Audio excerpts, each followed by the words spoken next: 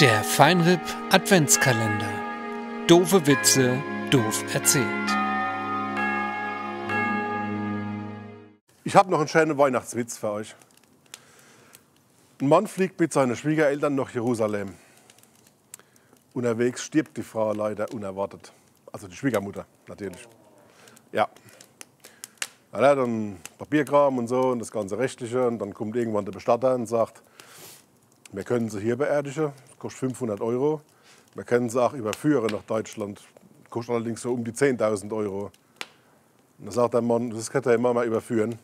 Dann sagt er, ja, warum? Das ist ein Haufen Geld und wir machen das auch schön und respektvoll und so. Und gibt eine schöne Zeremonie.